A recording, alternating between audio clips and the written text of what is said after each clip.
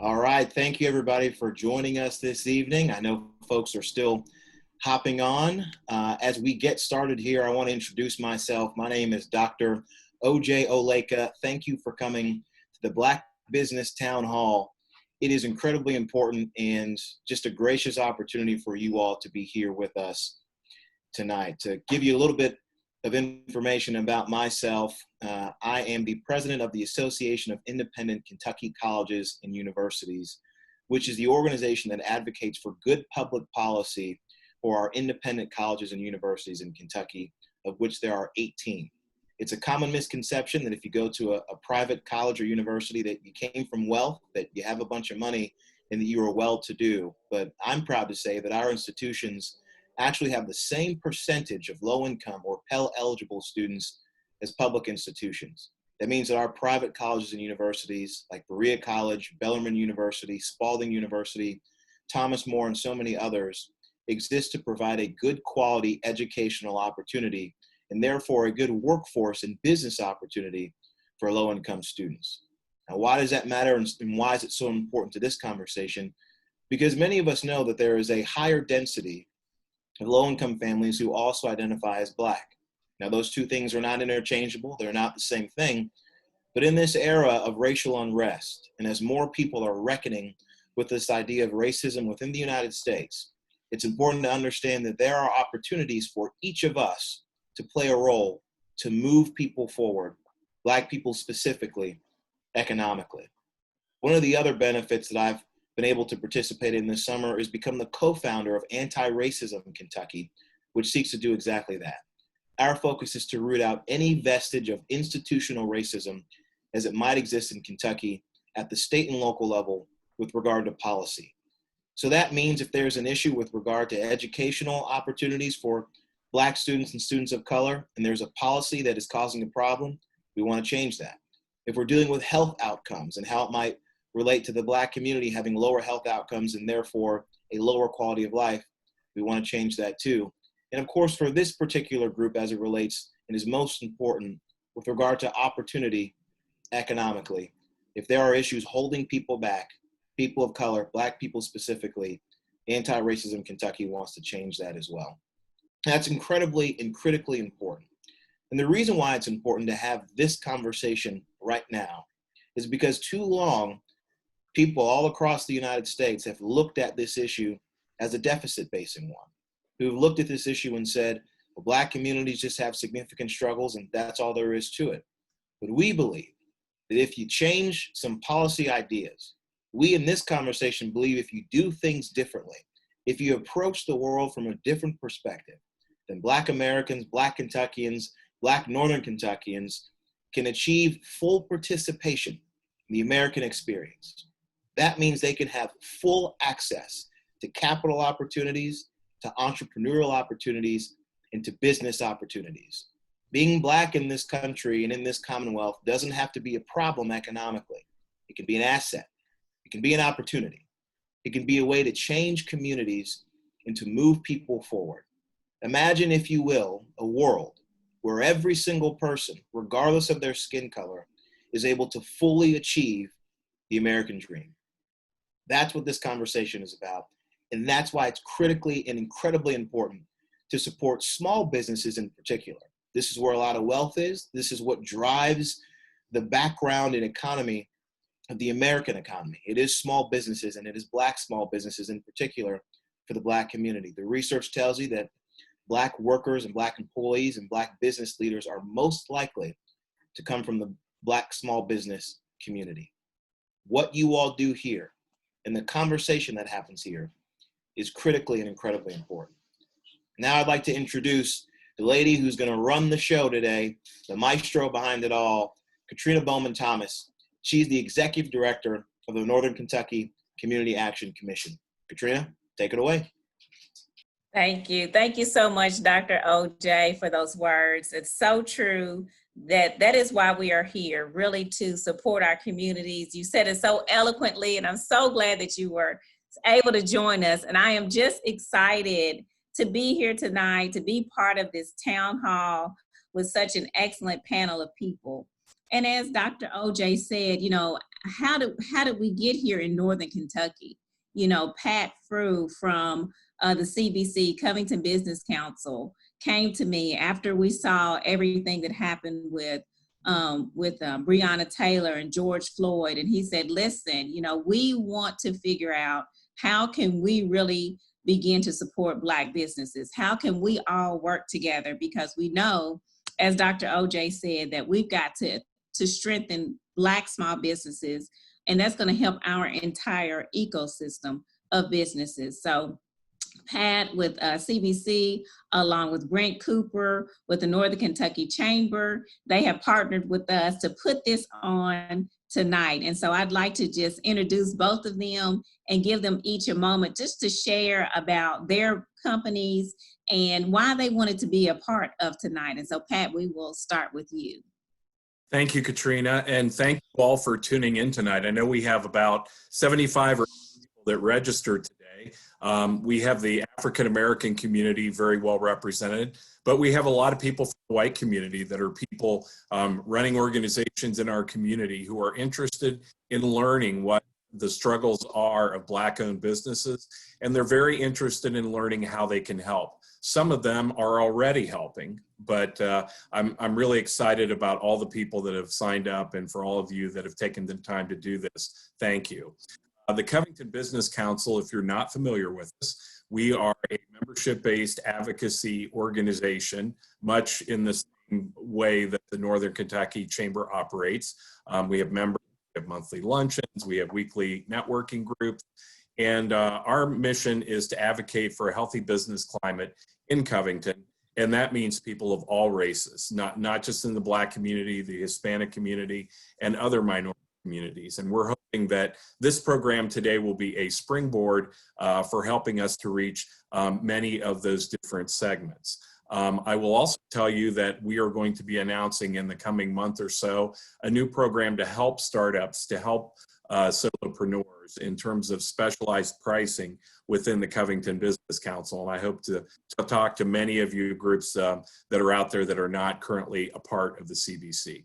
So without further ado, I'm going to stop talking, and I'm going to my friend Brent Cooper, who wants to share a few things from his perspective as we get into our panel shortly. Brent? Thanks, Pat. And thanks everyone again for joining us today. Katrina, thanks for all your leadership and help, really, for everything you've been doing. We really appreciate it. The Northern Kentucky Chamber, we've got over 1,600 businesses engaged at the Chamber, and we're committed to helping businesses succeed. And we're a chamber of small businesses. I'm a small business owner. The chair of our board is as well. We have over 1,100 of our 1,600 members that are 20 employees or less. And it's our mission to promote business growth, improve the economy. And it was right in our mission for the results of a better quality of life for all.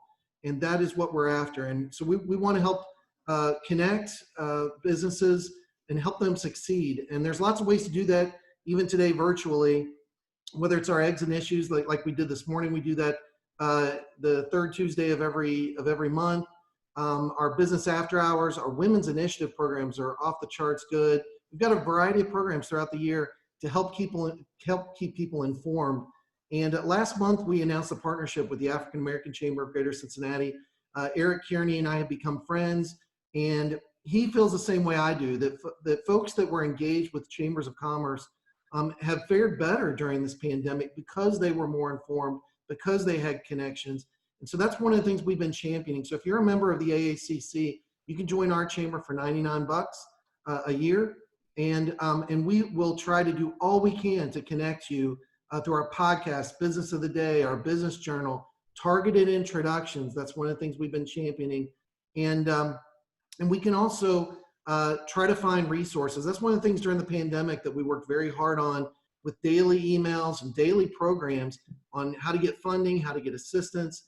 We were answering questions about essential services, about the small business loans and so forth, and how to find PPE equipment. We also did the Northern Kentucky Restaurant Relief Program, and we did a round of grants through Duke Energy that were targeting minority-owned businesses, women-owned businesses, and veteran-owned businesses. And between the restaurant relief and the Duke grants, we gave out about 160 grand. Frankly, it's not enough, and so we've got a lot more to do if we're all going to survive this pandemic together here. So I'm interested in hearing more, having conversations, and talking about what we can do to help. And Pat at the CBC and myself, these are business organizations that are critical to the Northern Kentucky region. And Pat and I met at Leadership Northern Kentucky. It's another program that we have. And so we're trying to find ways to get more people connected. So again, I'm looking forward to the conversation.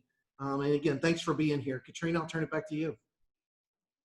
Yeah, thank you so much, Brent and Pat. They really truly have been allies as we have talked about, ways to really engage Black businesses and to get them on board with the opportunities through the Chamber and through the CBC. So we're excited really to make these connections, again, to strengthen our entire business community. Pat and Brent both went with me on the peace rally back that they held in Erlanger several months back. And so they're just really invested in making sure that our community is more equitable. And so I appreciate both of them, and I look forward to our next steps as we continue this conversation. So we are going to get started. On tonight, what we're going to do, we have a panel of experts that are really going to talk to us, about the current climate, issues that our small businesses are facing, to really give you some insight on resources that are available to you to help you to sustain yourself through this pandemic. And then we're also going to hear from some Black business owners directly on how they have been able to deal with the issues of race and also deal with this pandemic and continue on. As you'll hear, they have several businesses that they operate, and they've fared very well through this pandemic. And then we're going to turn it over to you. We're going to open a poll because we want to hear directly from you on the things that you need to help sustain your business. And we'll respond to that. And then we'll have some open Q&A, because again, this is really about hearing from you what you need so that we all can come together and design programming around your needs, to fit your needs, to help you to stay into business and to help you to thrive. And then we'll be giving away the $500 gift card. So stay on the line. We're going to be doing that at the end of this call. And again, we're just so very excited that you're here. If you have a question, please put it in the chat. If you would like to be able to speak, you can raise your hand and then we can unmute you and you'll be able to talk. But we will be doing that after we have our Q&A session with our panelists. So I'd like to take just a couple minutes to introduce our esteemed panelists. And we'll start with Britt Fitzpatrick. She is the Executive Director at Blue North, which equips, grows, and invests in entrepreneurs throughout the 8-county Northern Kentucky region. In 2013, Britt founded Mentor Me, one of the first SaaS mentoring startups, which she scaled to more than 100 customers nationwide. Welcome, Britt. Next, we have Ella Fry. In 2018, Ella Fry opened the Ohio Economic and Community Development Office in Cincinnati. ECDI is the third largest U.S. small business administrator, intermediary, micro lender, and U.S. Treasury designated community development financial institute. That means she loans money to small businesses, all of that. ECDI's mission is to invest to create measurable and enduring social change for communities by helping entrepreneurs and small businesses to achieve access to capital. Welcome, Ella. Next, we have Kenneth Webb. Kenneth has more than 26 years of financial services experience and over 30 years of community outreach and engagement. Kenneth now serves as Vice President, CRA Officer for Republic Bank in Norwood, Ohio. He's active in community service throughout the community, and he is the co-pastor of Zion Global Ministries of Northern Kentucky. Welcome, Mr. Webb. And our two business owners that are on the line with us tonight, Terrence Horton. At 23, he started Troy's One Stop Barbershop, an independent record company, Country Boy Entertainment. He closed both of those and he moved to Northern Kentucky to attend Northern Kentucky University. After finishing college, he opened another barbershop, KNAPPS Barber Saloon, which was Northern Kentucky's only multicultural barbershop. And in 2020, he now has a full variety of DJ services as well as recording artist development services throughout Northern Kentucky and through his Country Boy Entertainment. And in April 2020, he founded the first private and members-only barbershop in Kentucky, Horton's Barbershop, which is located in downtown Covington. Welcome, Terrace. And our last panelist for tonight is Mark Wilson. Mark is president and CEO of Partners in Project, a service product firm specializing in corporate relocation management and support. Mark began his career serving the country in the U.S. Army, where he was responsible for setting up field communication sites, and he was a nuclear, biological, chemical welfare trainer. Ooh, okay, Mark. After that, he worked at B.F. Goodrich, where he was a casualty of downsizing and was laid off. Then after being laid off, he realized the value of owning and managing his own business, and this resulted in him purchasing Partners in Projects. Initially, it was a moving company, and through his leadership, he has grown it to provide numerous relocation solutions for a broad array of customers in Cincinnati and Columbus. Thank you, all of our distinguished guests, for being with us on tonight. And so we're going to get right into some of the questions that we have. I really would like to hear from all of from Ella and Britt and from Kenneth, you know, as we see what's happening in our country and as we are beginning to really grapple with these issues of equity and really trying to find resources for Black businesses, you know, what are you seeing as trends, and what are you seeing that are some of the biggest barriers for our Black-owned businesses right now? And Britt, we can start with you, and then we can move through our panelists. Sure. So I think we all are aware of the disparities in access to PPP loans and how that impacted Black-owned businesses disproportionately. And so the challenge that a lot of Black-owned businesses are facing is just access to capital to stay afloat if they are in a situation where they need to make payroll or they had to shut their business down for a period of time. So fortunately, there are a lot of programs that are launching through corporates and other organizations to provide non-dilutive capital to Black-owned businesses. I think the challenge is that now, wait a minute. What is non-dilutive?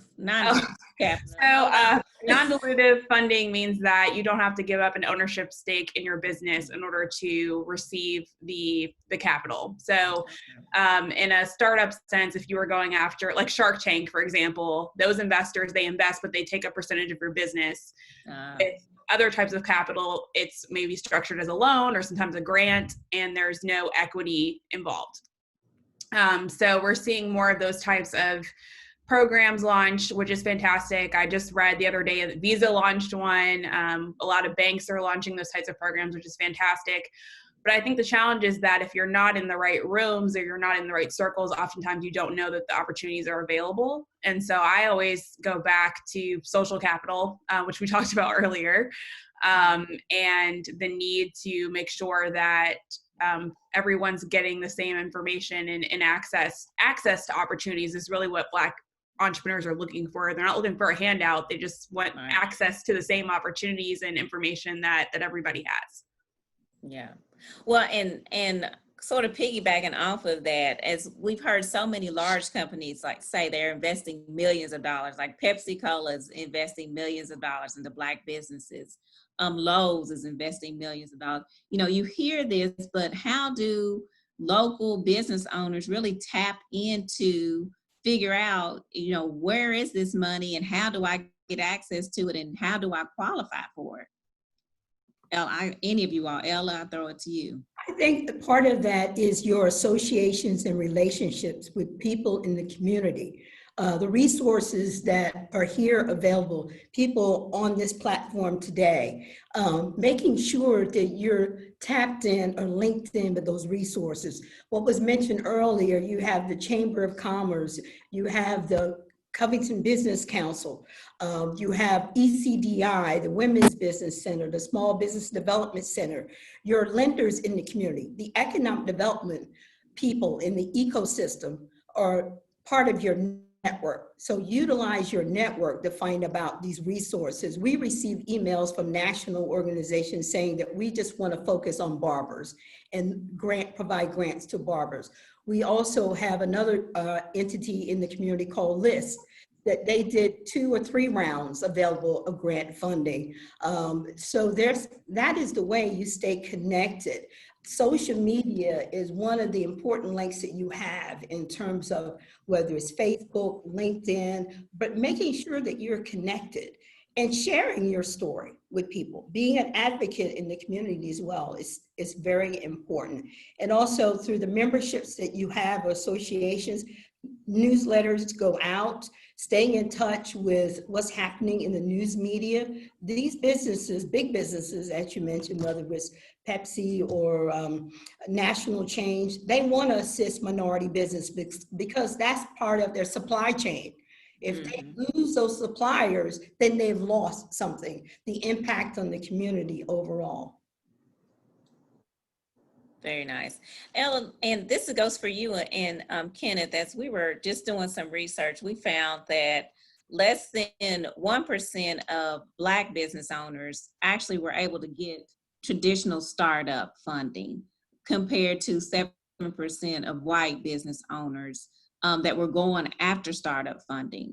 So if we as Black business owners aren't able to get Black funding traditionally, what resources are out there to help us get started? I would say look at alternative lenders like ECDI. We're a micro lender. The funding we receive funding from SBA, third-party lenders. From the lending perspective, there are traditional policies that they have in place in terms of criteria. We have a little bit more flexibility in our lending policies. For the last decade or two, we saw the digital divide or the financial gap keep spreading and spreading. So we offer the technical assistance along with the loan programs. And I think that's the important thing. For startup businesses, it's difficult whether you're Black, white, no matter what. It is difficult. It's a long journey, but you start with that business plan, that roadmap to success. You start with building your team around you. And important to all businesses is their banking relationship, their financial relationship, and making conversations with your lender. If you're starting a business, it should not be a secret to your bank that you're planning to start a business. Share with them your business plan, your concept, your idea, and ask them, what does it take? Or what can you do for me in terms of assisting with my business? And using the resources that are there in terms of the tools. So I think these are all part of the secrets in the menu for startup businesses. Utilize your resources. They're free resources in your community. They're not that expensive to use. ECDI is a resource. The Small Business Development Center is a resource. SBA, your local lenders are well. So you need to have that relationship. I add one thing to that. Yeah. Relative to startups.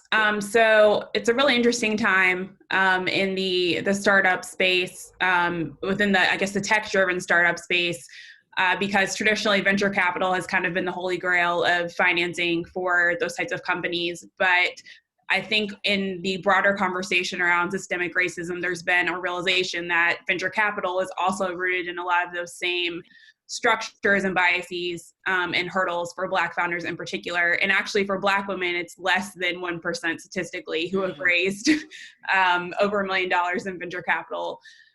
So what we're seeing as a result is more funds are looking at alternative models of financing, more revenue-based financing, for example. And so as an extension of that, there's really much more of an emphasis on just building customer-driven businesses that have good revenue and traction. And so this is where the community can really play a role in organizations like the Chamber. If you have a business that is able to do business with another local business, and be a customer, especially a first customer, that is tremendous for an entrepreneur just starting out who can't get access to some of those later stage forms of capital, to be able to go to a banker or another lender and show that they have some traction. So that's a way that the community can really come together and make that commitment.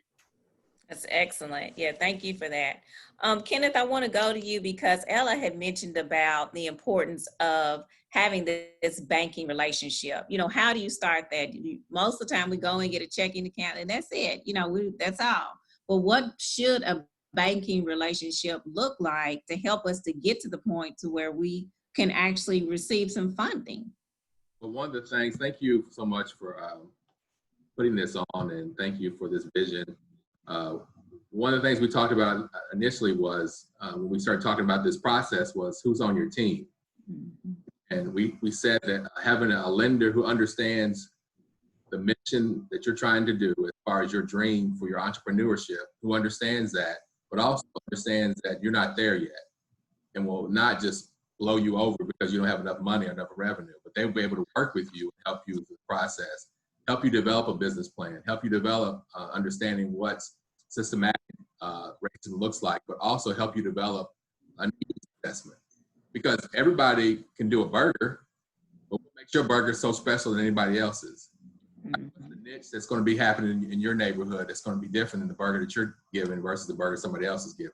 And so having those experts in your corner and helping them to understand that it's essential, because like I said earlier, you don't want to recreate something that's already out there, because then you know, so many restaurants fail in the first couple of years or the first year because somebody else is doing the exact same thing 2 blocks down the road. And so when you think about entrepreneurship and you think about relationship with a bank, is that just completely be honest. One of the things that African-American business owners, a lot of times, they don't realize that when you come to us with a plan and a goal, that we're going to not only look at the business, we're going to look at your personal assets as well. And so some people think, well, that's the business, that's something totally different. No, you're all encompassing. It's holistic. It's everything.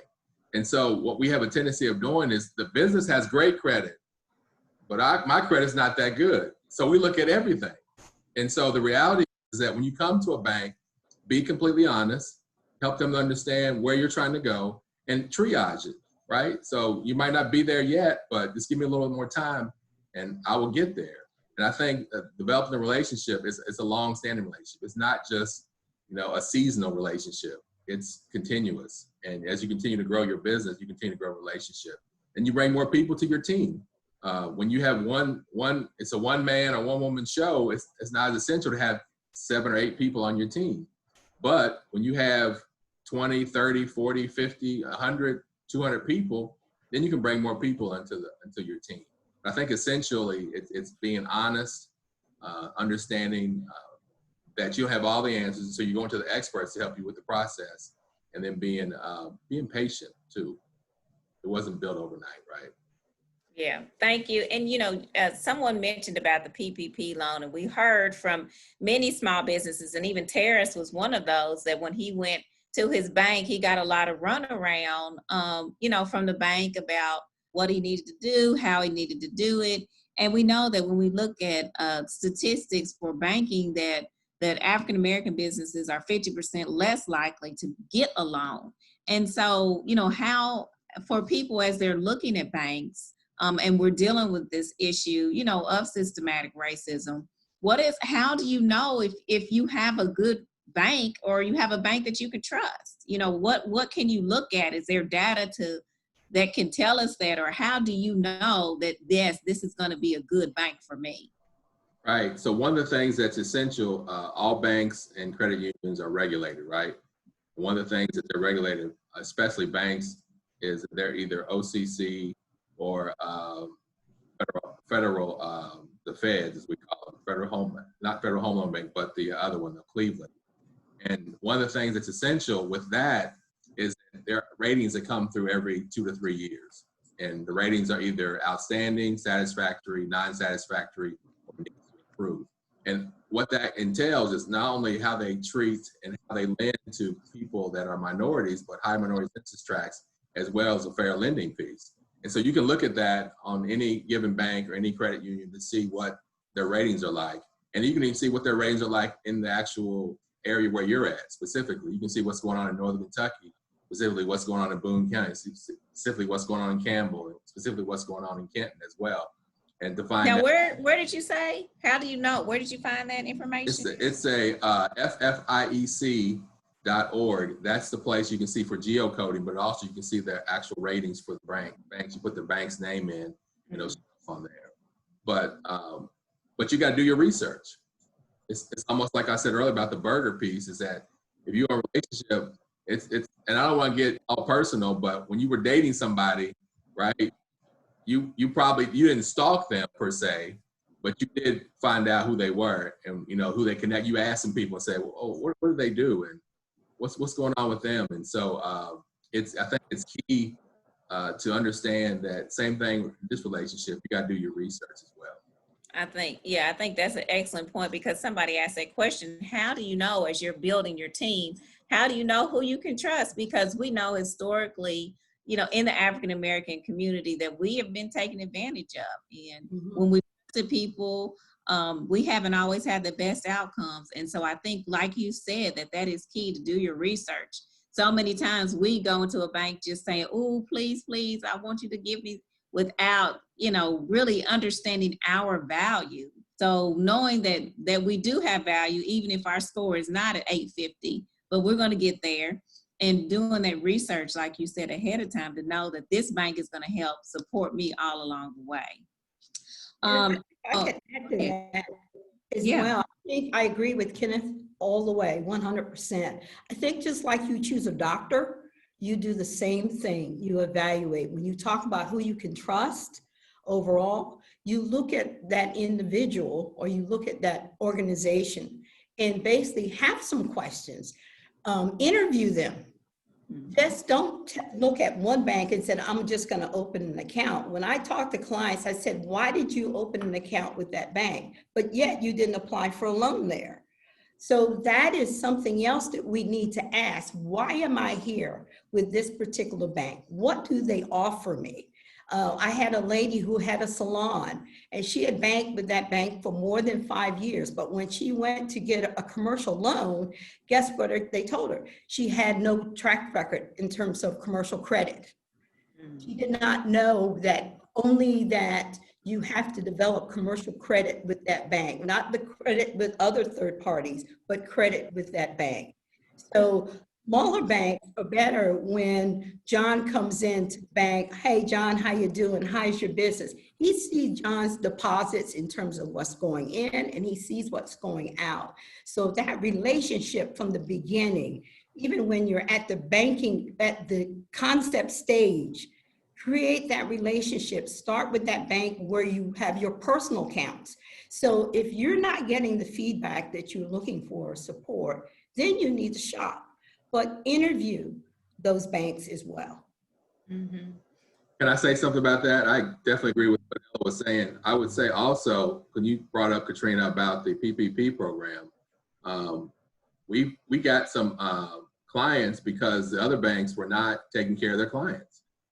And so they said, I've been banking with you umpteen years, and I'm asking you to help me with the PPP program, and nothing.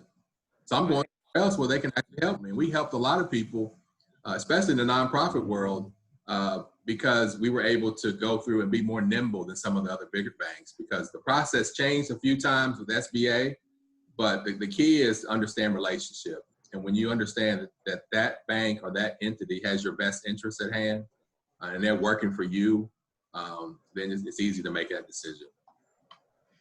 Well, and then as we're, navigating this health pandemic, and now, this racial pandemic, for each of you all, what advice would you give to business owners, those that are in startup and that have been in existence, to really be able to navigate during this time, to stay in business? Because as we said before, a lot of businesses, they're going out, and we want to make sure they know what are some of the pitfalls that they need to avoid to be able to maintain their businesses. I'll start, Britt, you could go, yeah.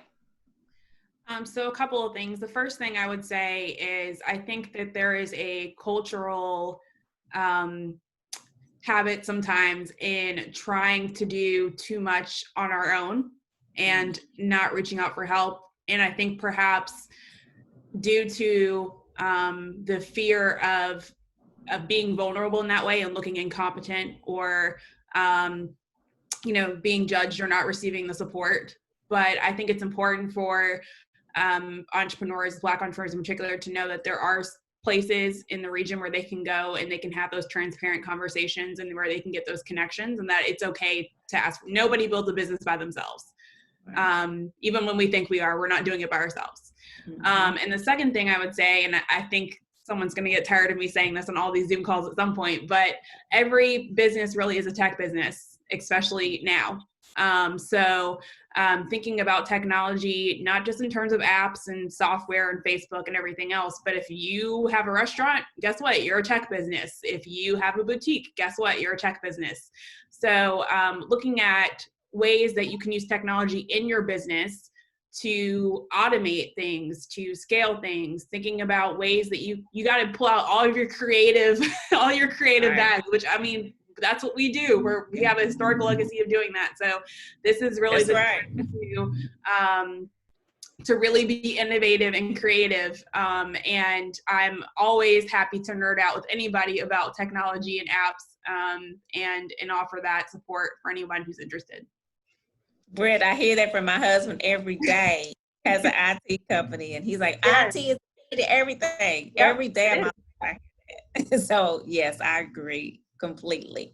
And then my last question with you all before I move to our business owners, over the last several months, since all of this has been going on, with sort of this issue being pushed to the forefront of equity, we've seen where there's so much more interest in really partnering with Black businesses throughout the community.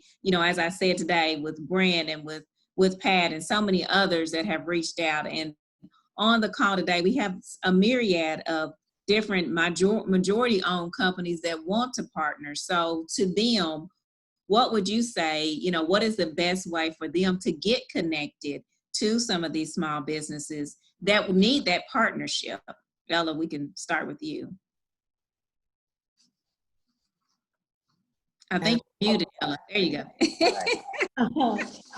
In terms of partnering, what we need to improve on is increase is working with our existing businesses that are in the growth stage. They're trying to scale their business and move forward. So what we can do as advocates and resources is to refer those businesses to opportunities where these opportunities are. Do introductions for these businesses. Now we do virtual introductions for many companies. So if someone wants to get with Kroger and do business with Kroger, find someone in your network that may have a relationship with Kroger in terms of that. If you're trying to expand your business and operation, look at that particular industry and what other supply chains are involved with that to expand that. So that's important in terms of, Britt had mentioned earlier about the technology in terms of online, being accessible, website. We've created a new program through our training program to help those businesses that were not digitally connected to e-commerce to get connected. So look at those resources as well. So we do have a mentoring program that will work with businesses. So if you're in a particular industry and you want to know where to get venture capital, okay, we have Queen City Angels that does investment. We have Main Street Ventures that does investment, and they have investors that are looking for opportunities. So that's how you stay connected in terms of sharing your information and networking and staying involved in the community. That's great. And hey, Britt, there's a question. I'm going to throw this to you. This is from a gentleman that has a small tech company, and he said he's got over 20 years experience and would love to connect with minority businesses. What's the best way for him to connect? Email me and I will connect you. So Hey, that's easy. we are this year looking at launching a regional subject matter expert program so that entrepreneurs can plug into folks who have specific areas of expertise. So it sounds like he would be a great fit for that. Yeah, so Matt, get with Brett and we will send out everybody's contact information after this. And before we move on to the business, Brent, if you're there, if you could come on screen, you put a couple of excellent comments in, one about some funding and two about Amazon. If you don't mind just sharing that briefly. Yeah, absolutely. I don't know if you guys remember Andre Woodson. Was a quarterback for the University of Kentucky. Go Cats! He's with the Amazon now. Sorry, Ken. You gotta love our Cats. He went on to play for the Giants, and then is now working at Amazon. And so he actually came to Northern Kentucky. Was in an event at Triad, and he and I connected. And so I was talking with him this afternoon, and he said that they are committed to working with minority-owned businesses. And so I was going to say, either connect through us or through Triad, and I'm sure Britt can help get connected. They are looking to work with minority-owned businesses, and as was mentioned, Kroger, City. I mean, there's so many vendors in Northern Kentucky that I think have an interest in that, and the Chamber is going to be stepping up our efforts to make those connections and be a lot more deliberate and intentional about that. So, and the comments that Ella had about having those connections in play, I mean, dead on, and that's and I think Ken had mentioned that as well. That's what it's all about, and I really feel like that's something that these business organizations, certainly the Chamber, that I've lived and breathed it. And I used the Service Corps of Retired Executives when I started. It's a free service. They help you with your business plan, all that stuff. As Britt had mentioned, there's help through Blue North. There's the SBDC. There's all kinds of places that are willing to help you. And I thought Britt said it well. You don't have to do this alone. And if I could go back in time, I wouldn't have done it alone either. And so with all of this help out there, I think we can help people succeed. And by the way, if you're a business owner that's 3 years in business, 5 years in business, still take advantage of these resources. And I often talked about the library too. I used the heck out of the library when I was starting up. It's another untapped resource and they have a wonderful workforce program too, if you're trying to find people. So anyway, I'll shut up now. Those were comments I had, Katrina. This is Thank you. Yeah, thank you, Brent, for sure. Because yeah, go ahead. Yes, sir. Just one of the opportunities I think we're not thinking about, and not just me being a banker, but the ability to have social media work for you, and how social media is something that I think a lot of times we don't think about it. But when you're an entrepreneur, you want to tell your story to more people than people in your neighborhood. And so social media gives you a great opportunity to tell the whole world your story, with worrying about somebody saying, well, I'm going to steal that story and run with it. But the key is that you make sure you have a sound business plan. When you come to whomever you're going to, make sure the business plan is tight, make sure your finances are tight. And if they're not tight, have an opportunity to work with somebody that will help you through the process. Exactly. And, like you said, don't try to develop your business plan on your own. I tried to do it on my own. It was terrible. But you have people like Britt, you have Ella. Someone put in the comment SCORE. That's another excellent resource of retired business people that will help you, navigate all of that and do it right. So when you do get to the bank, when you get to the right bank, then you'll have a document that people really can use, and really it's going to support your story and help you to get that funding. Thank you all so much. Excellent conversation. And now we're going to switch a little bit and go to Terrace and Mark. I'll only share just a little bit about each of you because you have such a rich history and story. You've been in existence. Your businesses have been growing and thriving. And so we just want to hear from both of you all. How have you sort of been able to navigate? These racial issues are not new. It's something I'm sure that you've dealt with. Equity is in the forefront right now, but I'm sure you've been dealing with these issues the entire time you've been in business. So, how have you been able to navigate that, be successful, and then, how are you navigating COVID as well? And Mark, we can start with you if you like. I can't hear you, Mark. Gotta love technology. There we go. There you go. You want to start with the COVID or the racial component question? Let's start with the racial equity issues. The racial equity issues are things that are always, in my opinion, are always going to exist. One of the things in how to deal with that is to understand how to build relationships. You know, there are large Fortune 500 companies and people in those companies and organizations who we don't take time out to build relationships with, or, and as someone mentioned earlier, we do not try and find people who know those people to build those relationships so that we can get business in there. A lot of people just don't take time to build relationships. Building relationships is one of the most important things. Another thing is understanding your value and how to bring that forth. And in the minority business world, when you talk about the racial component, one of the things that happens is we allow ourselves to be stigmatized by these things where people think that, well, we do business with a minority business, it's not going to be as good, or it's not going to be, things are different with a minority business. We bring just as much value as majority-owned businesses. And I think that understanding your value is one thing to overcome the racial component. We are just as good as our counterparts, and in some areas we're even better. So understanding your value, learn how to effectively deal with conflict, and getting past no. Those are a lot of things to deal with the racial part, just to be quick.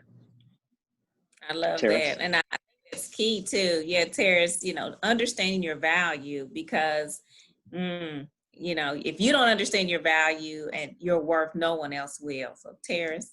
Yeah, I've heard a lot on this, and this has been a great forum. It's been absolutely wonderful.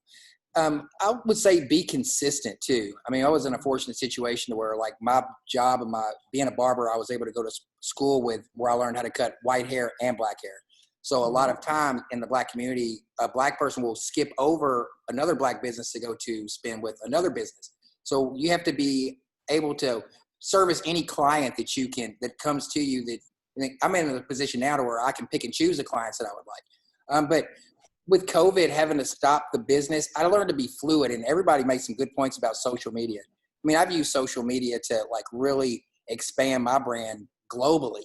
You know, like with my I sell clothing all over in Australia and do music all over in Australia, and I can still have home base of, like, you know, cutting hair here in Covington. But I just say, like, use social media a lot. And what they were talking about, the PPP, there was just so much. The PPP loan, and I'm joining, and the relationship that I've had now just from our forum with Heritage Bank has taken me further than I did 25 years prior in business, because I was so stubborn on doing things, you know, just like, we have to be honest with each other. African-American community, we have to do things a lot different. We don't have, like, you know, nepotism, or somebody's going to help us out and teach us how to write a business plan or teach us the importance of credit. You know, we have to go by the seat of our pants and just hustle and grind, which is a great feature that's built in our DNA. But if we pair that with banking intelligence and leveraging credit and capital and hustle game, we can really, really soar. And I'm learning that now more than I have even 20 years. So COVID, I've taken COVID and I've learned to pivot and use it for something for good. Wow, that's awesome. And as you said, I do want to just give a shout out, you know, to Heritage Bank. We reached out to several banks and asked them, you know, to help us with the PPP process, and Heritage jumped right in. They made themselves accessible and available to Black businesses. So if you don't have a bank, you know, I highly encourage you to look at Heritage. And I know Kenneth is I'm not going to say, you know, of course, Republic too, but I'm saying Heritage has shown that they really do want to work with minority businesses. And I know some of their executives are on their board, and they really have a heart for the community. So definitely that. You know, and as we think about business, some of the statistics show that 44% of Black-owned businesses started out with their businesses with cash, and 15% got help from their family and friends, because, as we said, they didn't have that traditional funding to help them. So when you guys both got started, you know, how did you start? Where did you get the money from? How did you do it? Terrence? Well, when I first started, it was back in 1994, and I went to the bank and this is a true story. I asked for $2,000, a $2,000 loan to start to fulfill a record sales. I had a record store also, and they told me no. So how many businesses? Wait a minute. How many businesses do you have? Let's just get this straight. Right now, 5. I've got 5 revenue income streams. Okay. But then I went to the bank and I asked for a $2,000 loan just to get started on, like, to fill an order for a record store I had. And they told me no. So there was a guy who was, he was a street guy, and he gave me that and told me not to pay him back, just to do something good with my life. So I was able to do it that way. That's when I started. But in the meantime, I did car washes and bake sales and anything that I could possibly do to raise capital to keep things going, just to keep it going. Really, there's really no excuse if you really, really, really want to do it. And we just have to find a way. It's like I said, I'm just now in 25 years in business, trusting and dealing with banks. And I've been equally successful in my entrepreneur career. So I'm learning too. We're all learning. That's one thing too. We can all learn from each other. Right. So you just got out there and found money. You found ways to get money to get your business going. I was hustling. I was cutting hair and washing cars and DJing and doing mentorship and just whatever I could do to keep the dream alive. That's what a lot of people, that's what I have to say about in the African-American community. We're going to be told no way more. So, and to me, that had me develop imposter syndrome, where I have to work 3 times harder just so I know mentally in my mind that I'm keeping up with the Joneses when I'm really lapping people, and if we can get in the African American community, if we can lean on each other to do more of that instead of, there is crab in the barrel, we have to lean on each other. And right now, the white community I can see genuine empathy more now in the white community than I ever have in my life, as far as business owners and other people with resources wanting to help the Black community. Because it's COVID and then the racial unrest. There's been a light switch. We still have our racist people that are going to have nepotism and help out their cousins that don't deserve it. But we have to filter through those, and you can tell those people by their heart. If you just look into their heart, you can tell who those people are. And there's no excuses now. We have to, now as a Black community, we have to step up and step into these positions and listen to other people and just get out there and do it. That's it. Thank you so much. What about you, Mark? How did you get started? In this business, I've kind of been a serial entrepreneur, kind of like Terrace. I don't have 5 businesses, but I have 2. How many do you have, Mark? 2. How many businesses? 2. Okay. 2. I actually sold a car. And that sounds crazy. I'm a car guy. I've never really had a problem making money. I'm always trying to figure out how to make money. I sold a car. I had a guy that I met with, and I was working in a garage, and he said, "Man, you seem kind of sharp to be doing that." But I've always been a car guy. So he put this vision in front of me of a business, and he was a white guy, and who later became a mentor of mine also. But he had a business, and I sold a car, bought into that business, and then bought him out of the business, and it's a business that I own now. I've never really had to borrow any money from a bank, but maybe once or twice. I got an Amex card, and I leveraged that Amex card. You have to pay it off every month. But one of the most important things I think that I've done business-wise that's helped me a lot was understanding vision and what part vision plays in our business. And to Terrace's point, when he talked about nepotism, talked about people who are able to kind of give you role models. A lot of things happen in the minority business communities. We don't understand how business works. We don't understand how to visualize things. We don't understand how to move forward. We have talent. We have so much talent in the minority business community. We have so much aptitude and things to do, but we just don't understand how to move forward.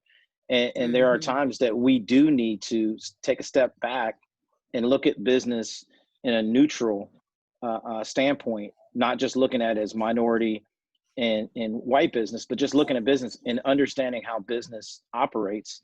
And that goes back to understanding your value. There's something that I always ask the guys that work for me and the young guys that come around. There's something I always drill to them. I always say, why do you get paid? And they say, well, you know, because I put in hours or because I work hard, because of this and that. And what I explain to them is you get paid for the value and solutions that you bring to a problem or a perceived problem. And that's it. Once you understand the value and solutions that you can bring to a problem, you can write your own check. And a lot of us don't understand our value, and we don't understand problem solving. And that's really what business is about. Businesses have problems. We learn how to solve them and send a bill and get paid. That's, you know, I can't put it any more That's plain. it. That's so true. That is so true. And that's one of the reasons why we're here today, is really to let people know what resources are available to them so that they can take that dream. Because you're right, we are so entrepreneurial. We have so many ideas, so many things that could solve solutions, that are solutions to problems. But we just got to figure out the process of how to really turn that into a business. One thing that we talked about earlier is really, you know, having a good team to help you to move forward. So who have been those critical people on your team to help you to know what to do next and to know how to navigate business? Who have been those critical people on your team? I'm in a fortunate situation where I cut hair, and I've target marketed certain type of people to cut their hair. So I go after bank executives and attorneys and politicians, and so I can get, and once I cut their hair, I can form relationships with them and really get to tap in. So I have 30 minutes of, you know, a bank president's ear or someone's ear. So building relationships that way is where I find my team, and people who I know that they trust me and I trust them, because I mean, everybody trusts their hairdresser and their barber, you know, so I build that relationship and I get good. That's where my team comes from. That and I have a couple high school friends that I still, that I trust still, and parents, and most importantly, my relationship with the Most High. Right. That's it. What about you, Mark? Who was on your Well, team, and how were you able to develop that team? as far as a team is work team or your external team? I kind of Your external team that has sort of helped you to know how to navigate business. Externally, I found mentors. I found, you know, I looked at other people in the minority business community and you know, I hate to say white business community, but I found good mentors and people that you seen what they were doing and you thought, man, it's interesting. I want to learn how to do that. But how did you find them?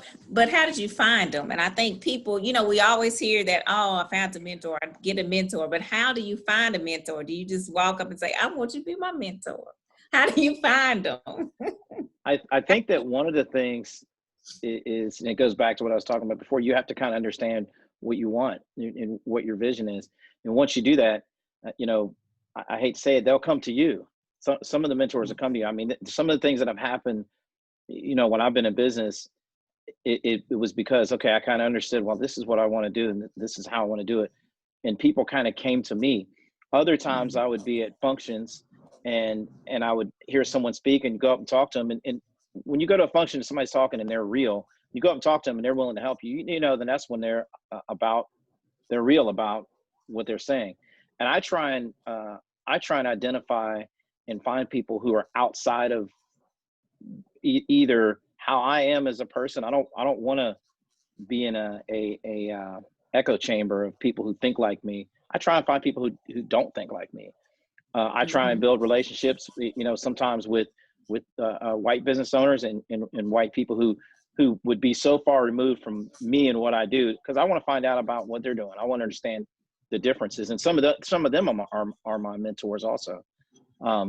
So I kind of think about what I want, and then I try and find people who are aligned with it, build relationships, and try and bring something to the table myself. You know, hey, this is what I want to do, and this is how it's going to benefit, and that's kind of how, you know, I found people. Yeah, I think that's good too. Terrace, you're muted. You guys. I have another thing that we should do too is LinkedIn. LinkedIn, you gotta. LinkedIn is so key. People respond. I mean, I joke around a lot of times, but whenever I send somebody a LinkedIn email, they respond to me faster than I do a regular email. And like, and it's we're in a global world now to where everyone we can touch everybody. So I would highly recommend everybody build your LinkedIn profile more than you would your Facebook, Instagram, Twitter. LinkedIn is where it's at. It's so true. And, pre-pandemic and even some now, we with the chamber and with CBC, they have regular meetings where, businesses come together. And I know sometimes it's hard because, no one really there looks like you. And so for me, I had to just sort of move past that and still get engaged, with the Women's Initiative. And it has been one of the best things that I've been able to connect with in Northern Kentucky. It's given me so much exposure, and just connected me with women of all backgrounds that really do care about the mission of what we're doing here. And it's helped really expose us as an organization. So I think, like you said, Mark, it's key to really understanding your value and worth, taking that with you into a room and being comfortable with that, and being able to do some of that, reaching out to people that you normally wouldn't reach out to. And I want to say something to me. You just said comfortable in the room. I would practice in the mirror. If you're uncomfortable speaking in front of people, just practice in the mirror, speaking with authority, speaking with your posture. Like if you're like, it says so much whenever you're talking to people and when you're networking and when you can make eye contact, that will really, really make a difference and make you more memorable in the conversation. Exactly. And so this is my last question to you all as we're talking about, building our customer base and building, relationships. As you look at your customer base, have you been able to diversify it? Do you serve only Black, or do you serve Black and white? And how was that journey? How were you able to do that if you were able to diversify your business? When I first started cutting hair, I was cutting hair in Ratcliffe, Kentucky. Was right outside Hardin County, right outside of a military base. So 95% of my clients were Black military guys. When I moved to Northern Kentucky, I had to adjust to more Caucasian because this is the demographics. But I was able to adjust just fine. And right now, especially in the climate of the way racial tension is, who the good white people are, and they're going to want to spend money with you. They're going to want to get to know you, and as we should get to know them and understand a little bit, and show them a little bit of our culture so we can learn a bit of their culture so we can meet somewhere in the middle and fix the problem, because we've got to be willing to move forward and fix the problem as well. So diversity is huge, and especially with social media and the internet now, there's no reason for us to think, like Mark said, within our own echo chamber. Mm-hmm. That's good. What about you, Mark? One of the things that I've done is I try and get out and work with the guys who I'm going to be working with. A lot of times in my field, it's a lot of mechanical things. We as Black people are not expected to be mechanical typically. So when I get out and work, I try and show some of our counterparts that I know what I'm doing and I do understand what's happening. And that's gained a lot of traction. And I also try and find commonality between us. I try and find interests that I may have, that they may have, so that we can build a relationship. Because at the end of the day, it's all about us building a relationship. But as it pertains to clients, what I've tried to do is find other minority businesses out there. And I have a bunch of minority businesses that I work with, female-owned businesses as well. And I try and utilize them on big projects to bring value to larger companies. And it's worked out pretty well.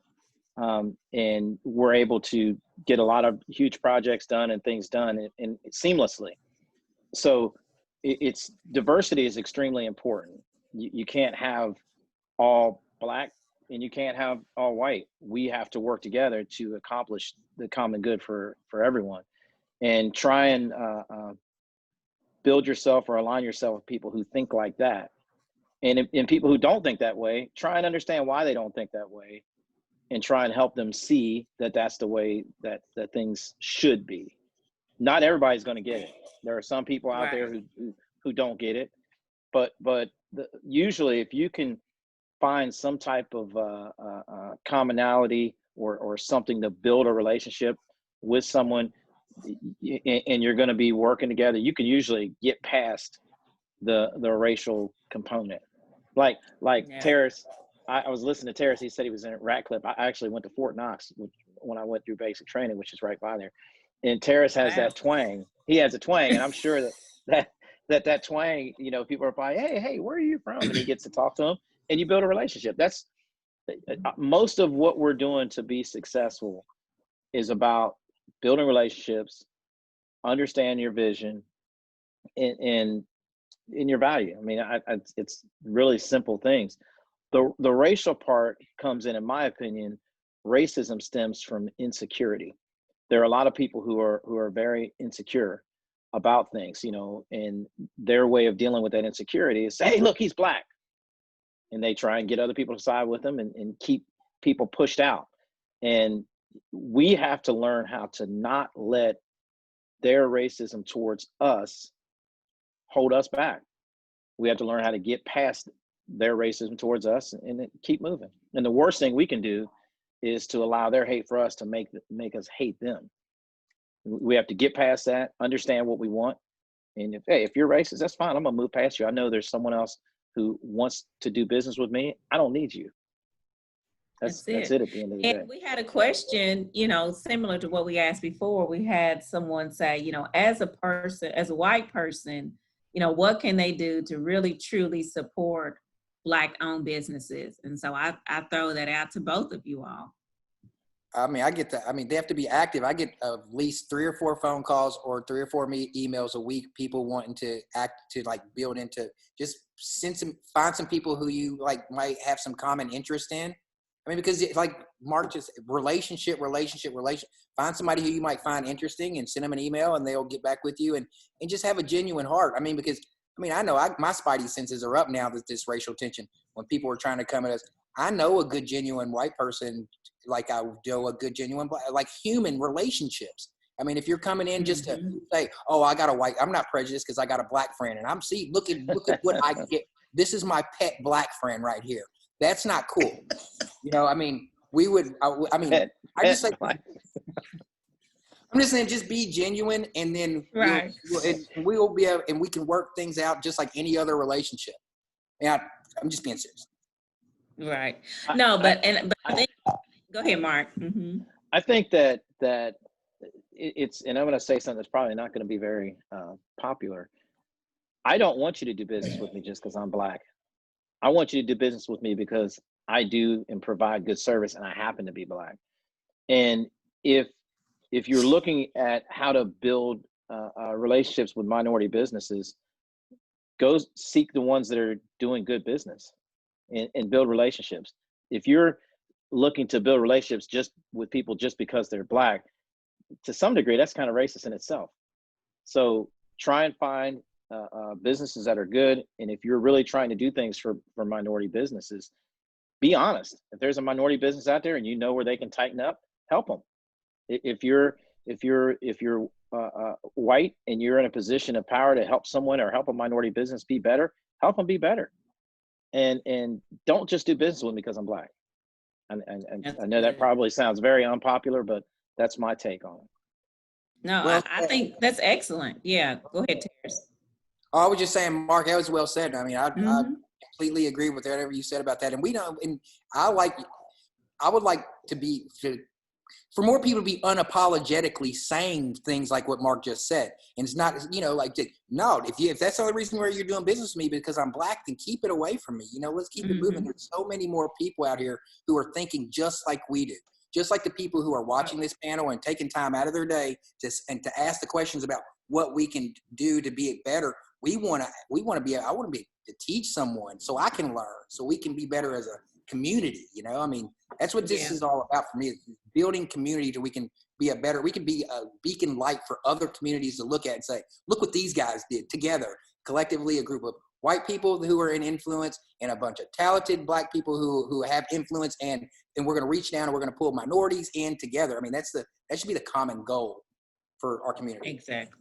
And I think, to that question, and then we also got another question about how do we build relationships between Black businesses and white businesses. And I think that's going to be key as we look to the chamber and CBC and us, as we're creating these opportunities to bring people together. So, and it's not just looking at, oh, this Black business, but like you said, Mark, I have this need, regardless if it's a Black company or white company, which let me go with the company that's best for me.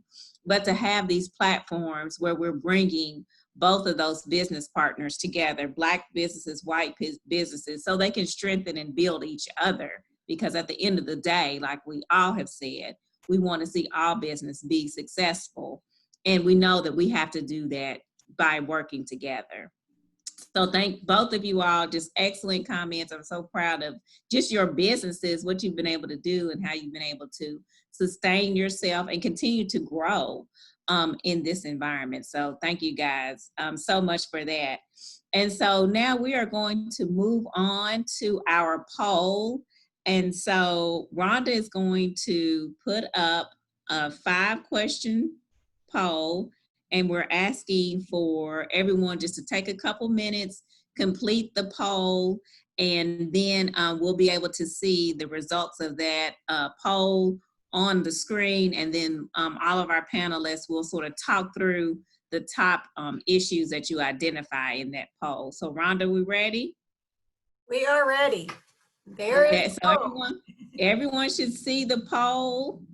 And like I said, if you'll just write, list your top one in each one of these areas after you answer all 5 questions, then hit the submit button, and then we will have our survey results.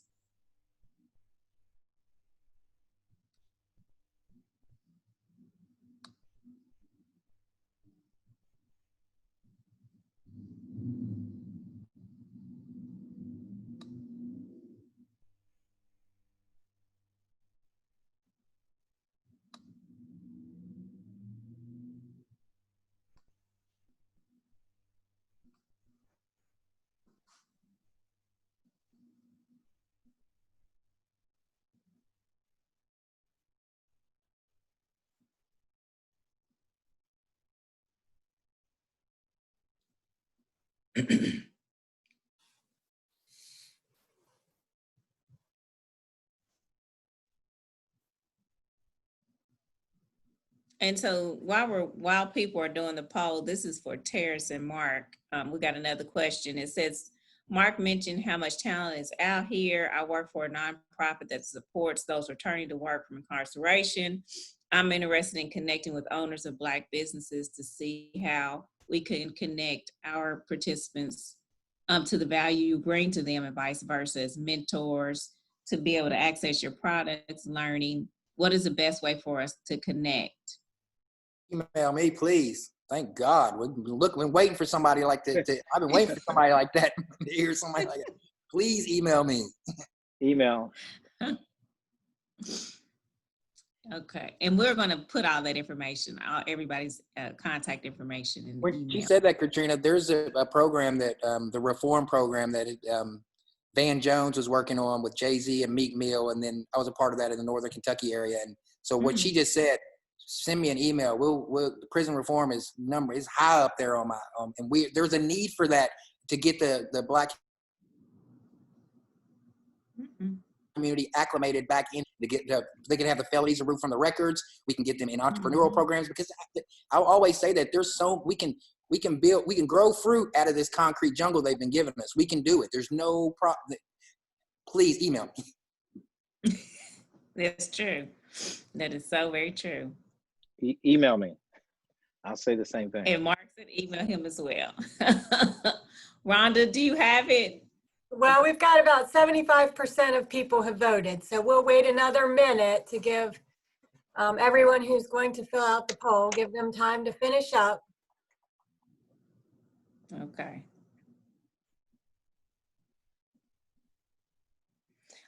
Someone is saying they'd like to see, a statewide opportunity for businesses to connect and network. And are there any potential possibilities through the Kentucky Chamber? Do you know of anything, Brent, that they may be doing at the state level through the chamber? Yeah, so there are a number of programs that they have, and I will say at the Northern Kentucky Chamber as well, you know, there's a number of ways to network and connect. Many of them are free. I mentioned the Business After Hours, the Women's Initiative Connect Hours.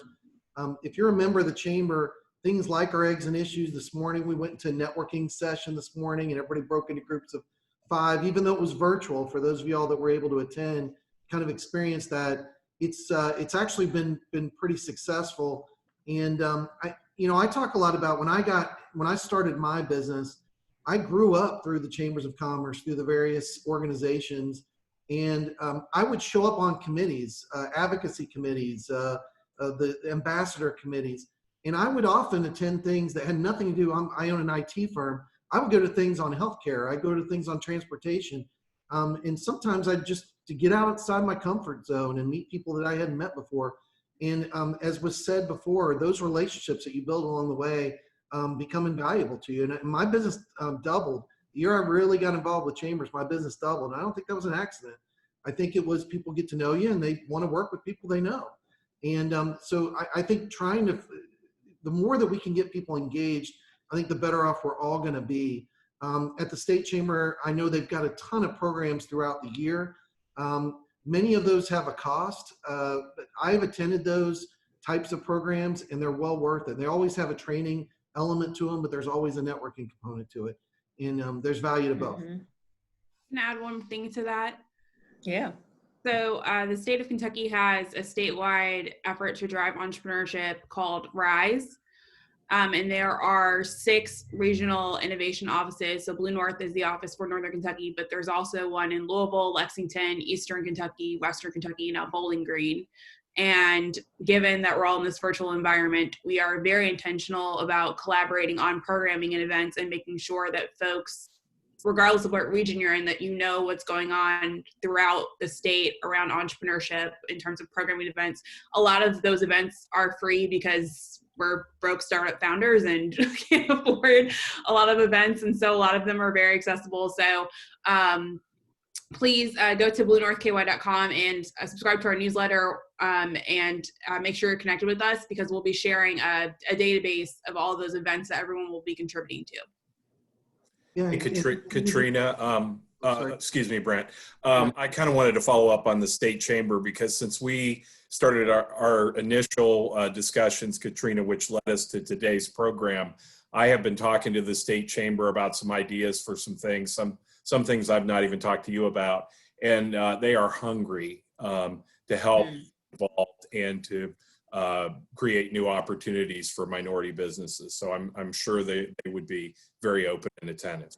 Brent, go ahead. Sorry, I didn't mean to interrupt. No, not at all. That's a really good point, Pat. And yeah, the only thing I was going to mention is if you do go to our website, nkychamber.com, and you click on events, you'll see a past events.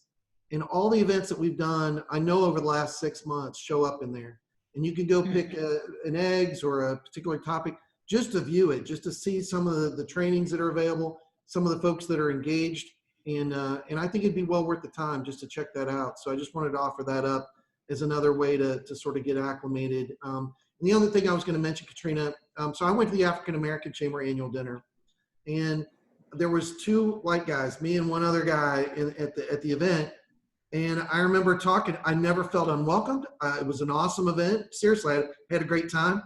But then I went to our annual dinner. We had 1,100 people in the room, and I was standing with Chris Owens, and he said to me, Brent, there's nobody here that looks like me.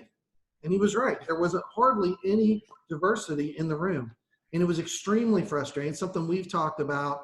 And so it's something I want to change. And so part of my ask tonight was to help us with that. Like I've got to find ways to get more diversity in the room, because I do think that networking will lead to more business and will lead to better outcomes for the community. And so, just let me know any event that anybody would like to attend, please reach out to me and I'll be happy to walk around. Katrina will tell you this.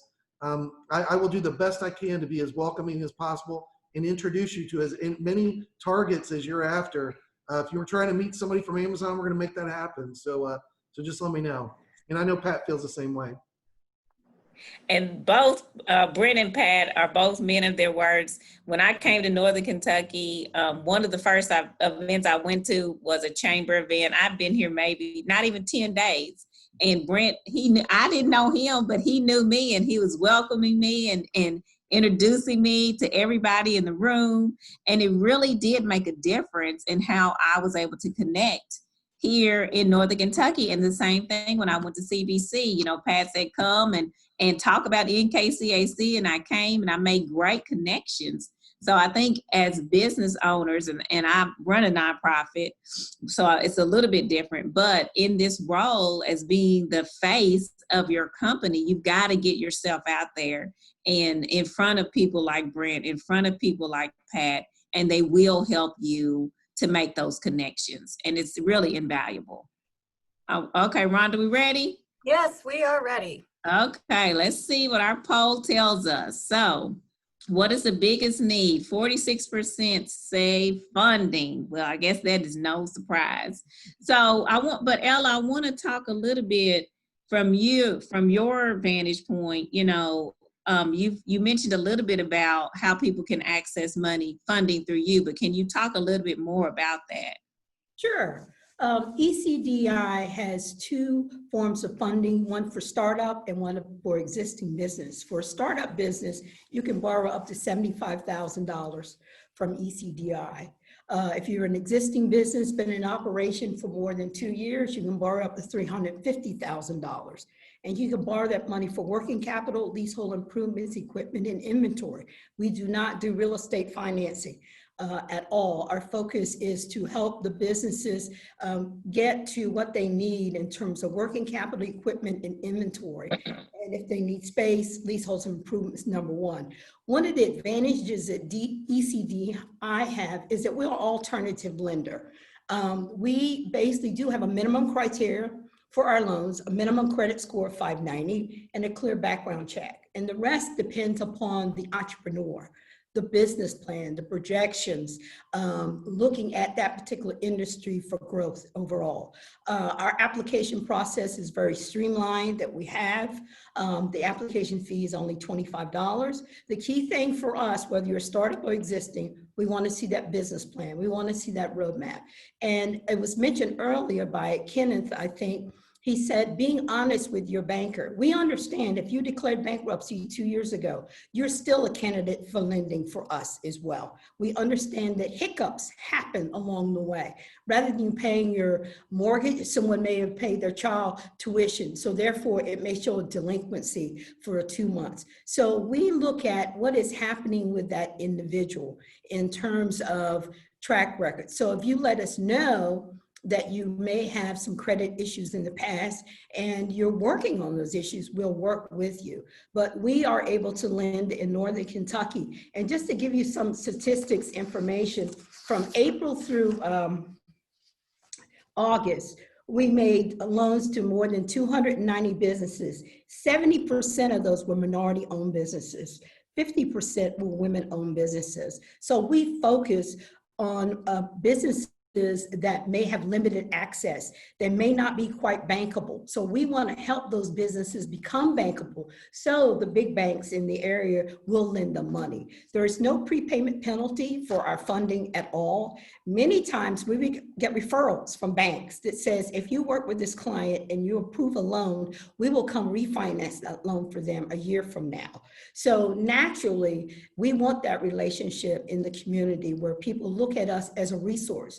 Also, we've done deals jointly with the bank, where the bank says, I can only do a portion of this deal. Can you come in and fill the gap? So I think that's the role that we play, that understanding there is an alternative lender out there that are willing to work with startups. We are not afraid of startups.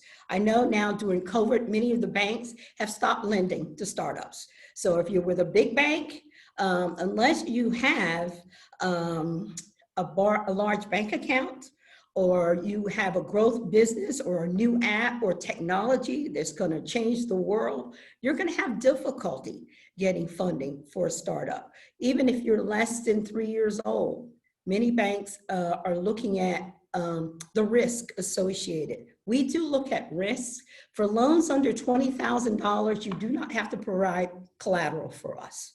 So if you are someone trying to get started and you have a good business plan, your concept, you have experience in that industry, and it makes sense, we are willing to work with you overall.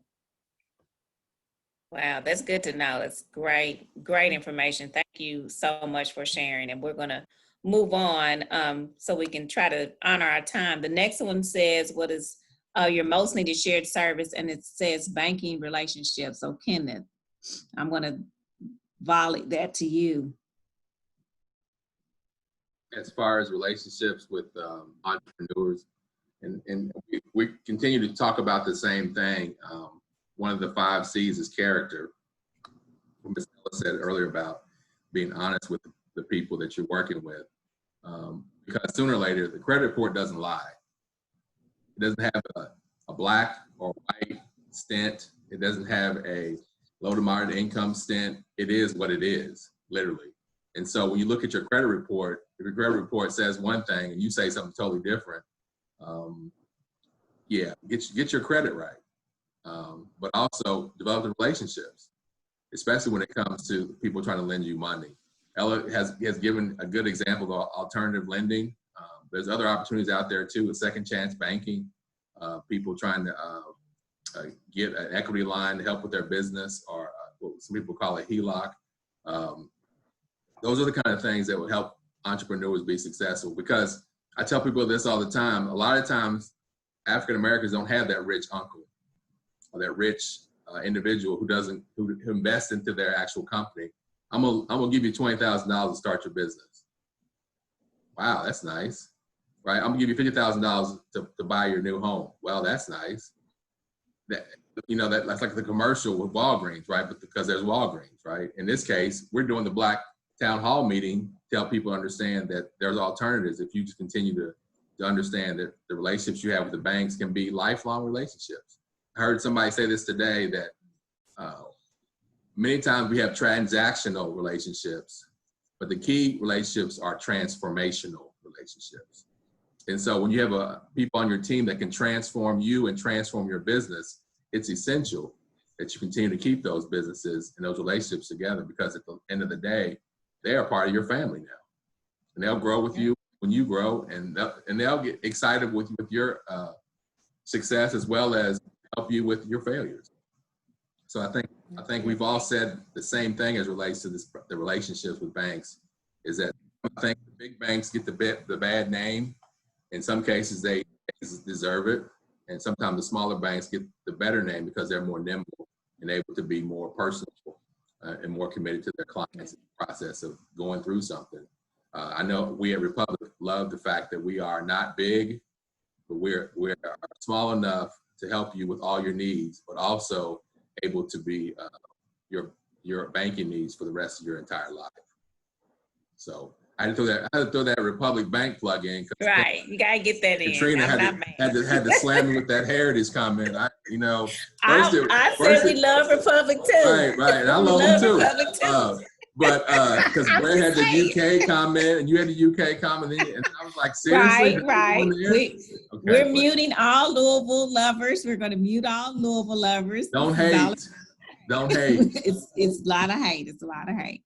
Okay, moving on. What type of network experience will help promote your business? And so people have said one-on-one meetings with decision makers. And so Brand and Pat, I sort of would like to hear from you on your perspective about that. How can you make that happen? How can a small business make that happen? Yeah, this is what I tell people.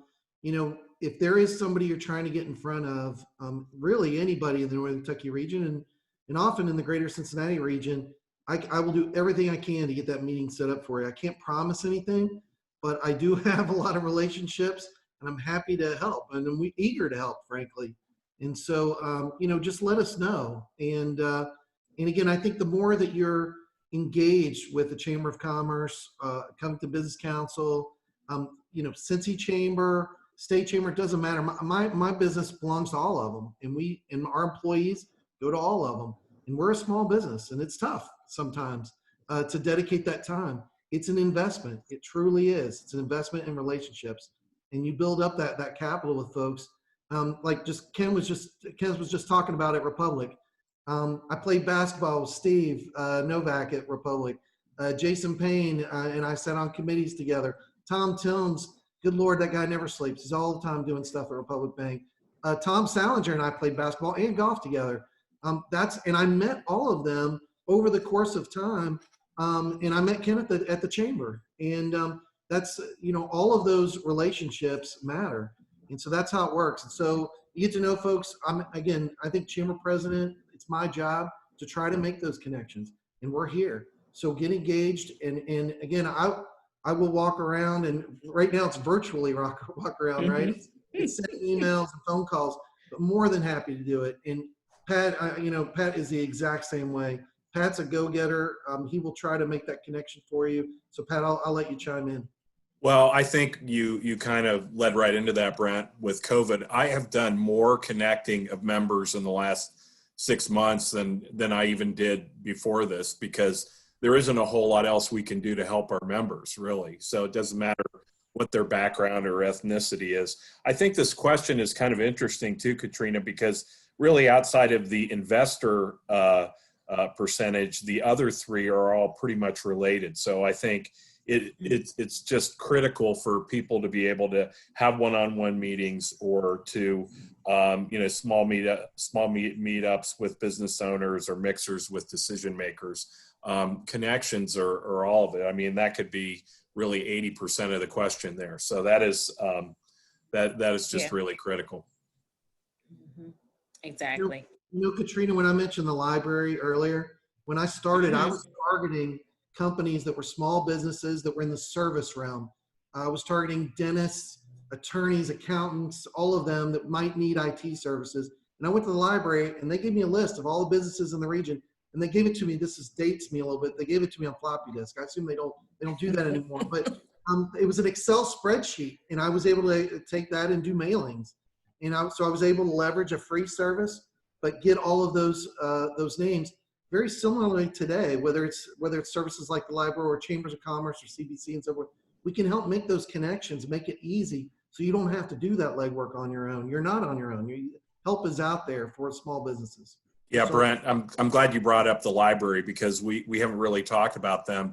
And the library, Dave Schroeder from the Kenton County Library thought so much of developing the resources for people looking for jobs and looking to grow their businesses, that they have a whole department now. We have been talking to them about sharing library services to new small businesses coming into the area. So the library is another great resource, particularly the Kenton County Library branch. So a lady by the name of Natalie Rupert operates out of the Erlanger branch, and she's a person you should definitely get to know. Definitely. Yeah, I'm glad you said that. She's very active in making connections for business and for people that are just looking for employment as well. Mm-hmm. Thank you both. Moving on to our next question, what type of funding do you need grants? Britt, I'm going to throw this over to you to see, what type of grants are there out there available to small businesses? Yeah, so actually, Brent threw it in the chat earlier. The NCAD Revolving Loan Fund, I think, is an underutilized resource that we have in our community.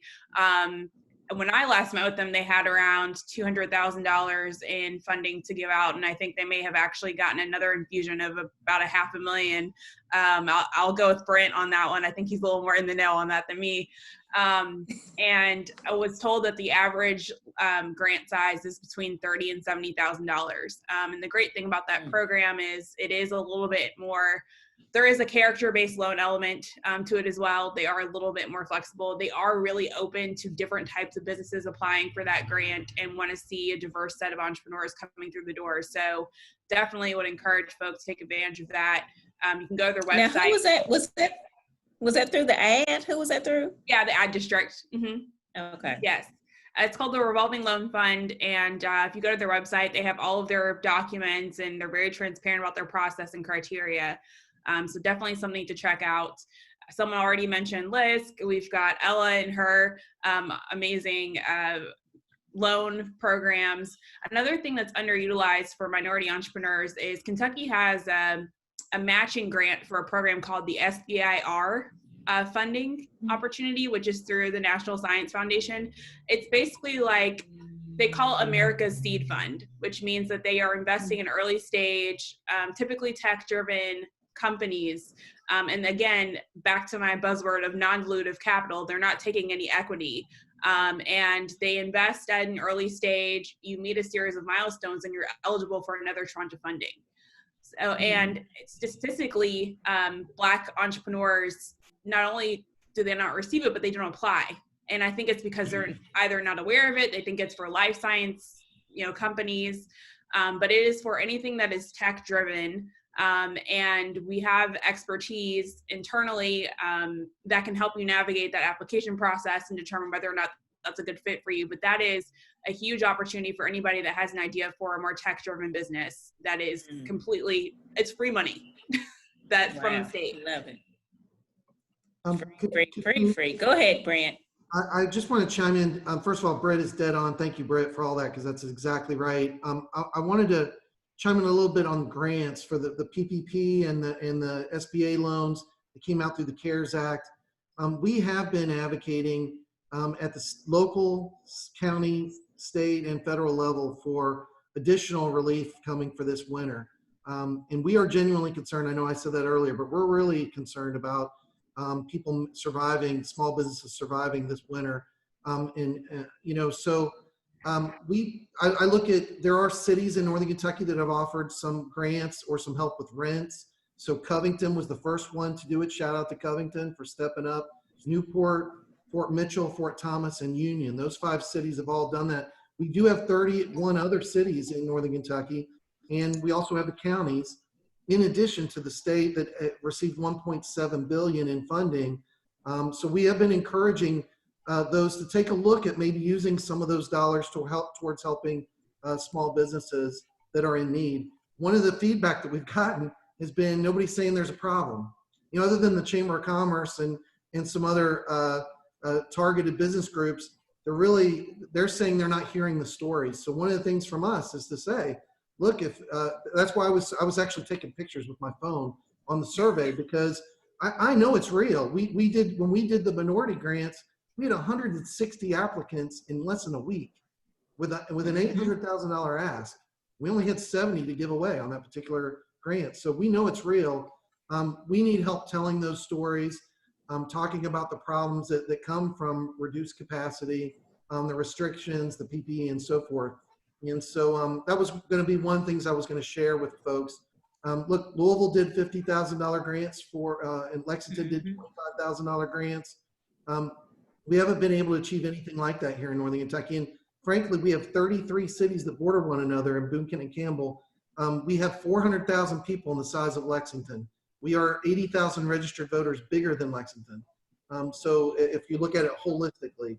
And so I do think that is something that we can try to encourage additional grants and assistance, because frankly, I'm worried we're going to need it. So I'll shut up with that, but I wanted to, we are championing that at the advocacy level. Yeah, And I think that's, go ahead, Pat. I was also going to say too that, NKU and David Schneider last week, he's the director of Center for Innovation and Entrepreneurship at NKU. They also opened up the former UpTech space. And while, a lot of the help that they're providing is for startups in the health and innovation area, they are also equally, concerned with startups of any kind. So that's another group that's coming onto the landscape. So as we talk about trying to help startups, there's a lot of focused energy towards helping a lot of these beginning businesses.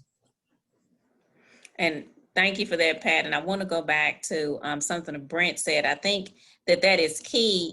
We have to make sure that we're reaching out to our mayors, to our county judge executives, and also telling the chamber too, hey, that this is a real issue, that we need funding for our small businesses in our communities, in our cities, in our counties, so that they hear that story from you all as the business owners. And so hopefully we can get to the point to where they will set aside dollars specifically for small businesses, but they're going to have to hear that from you and from the business community directly to make them to begin to move and to make some of those adjustments in their budgets. And then the last question is, what is your current economic status of your business. And most people say safe, which is stable, but could use some support.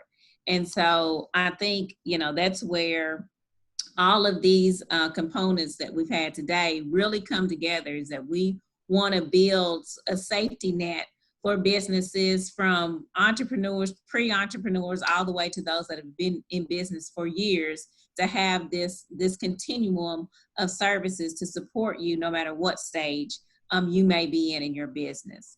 So we're going to take these next couple of minutes just to open it up. If anybody has a question, we've been trying to answer questions as we go along, but if you would like to voice a question, you can raise your hand and Rhonda will unmute you and let you ask your question at this time. As we're waiting for questions to come in, I do want to say thank you to Representative Rachel Roberts. I saw her on here earlier. She also has some supports that she does for small business. And I don't know if Representative Roberts is still on here, but if you are a representative and you want to talk about what you do to support small businesses, we'd love to hear from you. She may be gone.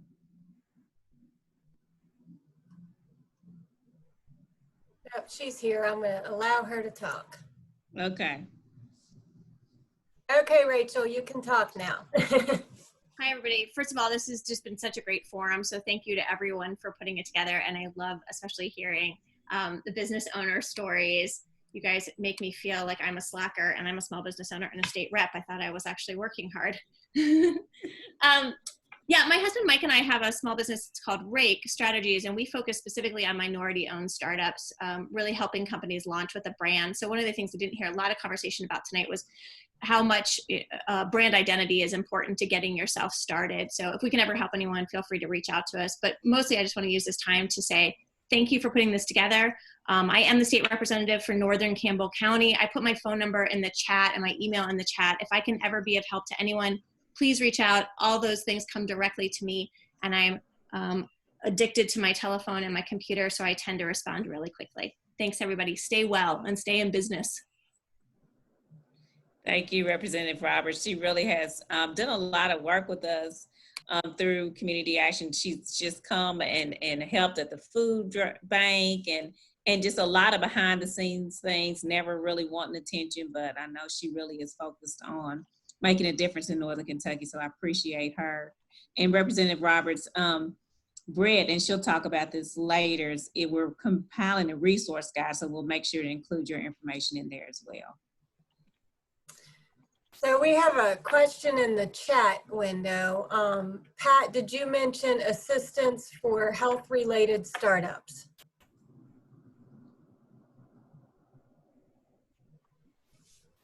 Sorry, yeah, I was just typing another note. I had mentioned earlier, they just, it was the smallest attended ribbon cutting in history, I think, last week, thanks to COVID. Dr. Vadia, the president of NKU, and about 3 other people cut the ribbon on the Innovation and Entrepreneurship Center for, and Brant, you could probably add more to this too, but the startups are that they're mainly focusing on are in the health and innovation center. You know, they built that brand new building on the campus a year or 2 ago. And so that's primarily what they're focused on. But my understanding is they are also trying to help all startups. Very nice. Thank you. Thank you. We have another comment for the participants wanting the contact info for the panelists. So if it's okay with all the panelists, we can send that information out in an email to all the attendees. Yeah. All right. And so sort of next steps, before we get to the winner, we do have a winner of the $500 gift card. But before we get to that, sort of our next from here, as I said, Brent is working to develop a resource guide. So all of the information that you heard tonight, I mean, we've talked about so many grants and so many different opportunities. All of those will be in that resource guide. We'll be sending the email out with that information. And then if you as a small business want to be listed, because Britt is also working to compile a list of all of the Black businesses in Northern Kentucky. You know, we need that list. We don't have one. It does not exist. So if you want to be included in that, then that information will be in there as well as how to be a part of that, how to be engaged.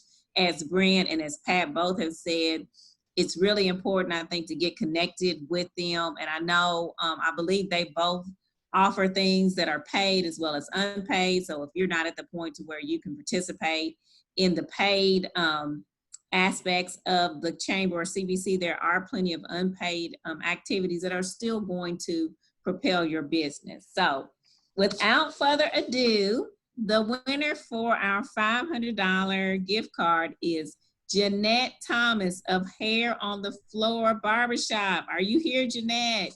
You got to raise your hand if you're Like here. we need confetti or something. Are you here? She is. I just allowed her to talk. Oh, yes, I'm here. Yeah. Yes, thank you. Oh my goodness, that's great. We are so glad that you're here. We will be sending you an email on how to get your gift card and Okay. congratulations. Thank you. This was great information. I'm so excited about all the resources. This was great. Thank you. Thank you. Thank you so much for being a part. And so again, sort of next steps from here is we're going to continue to work with the chamber, work with CBC to offer more of these webinars that are targeted specifically at the things that you have identified that you need. You know, you've talked about funding. So how can we bring all of those different funders to the table and give you an opportunity to interact with them directly and get those answered?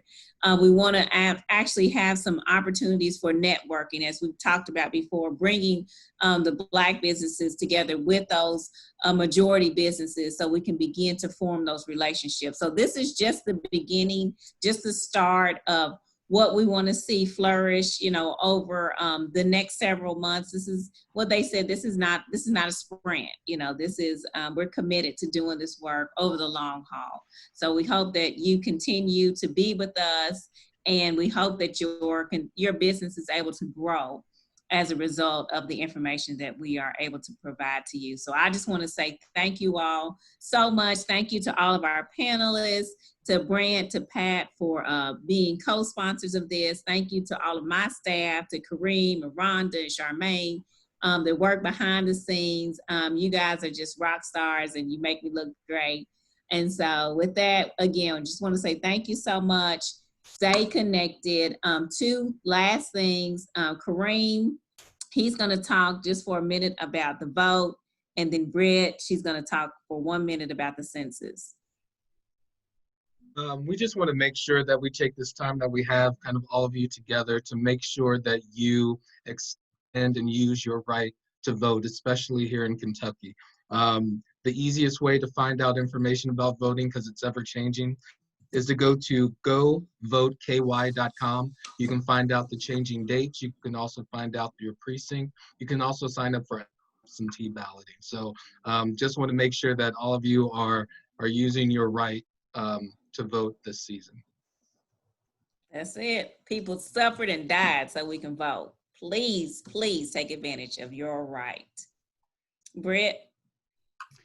Yes, so as Katrina mentioned, we are launching a census of the Black business community, and we need you all to add your voice and your business and your thoughts and ideas of how we can co-create a more equitable ecosystem for you. We don't want to do this for you, we want to do it with you. And so we need your opinions and insights in order to make sure that this is a truly impactful strategy that we are going to develop as a region to reverse some of the systemic racism that we've seen when it comes to the experiences that you all have had as entrepreneurs. So I dropped a number in the chat that you can text. It is 10 questions. A lot of them are yes or no, so it's very quick. And I hope that you all will add your voice and participate, because it really is essential for us to make sure that we're creating relevant programming and resources.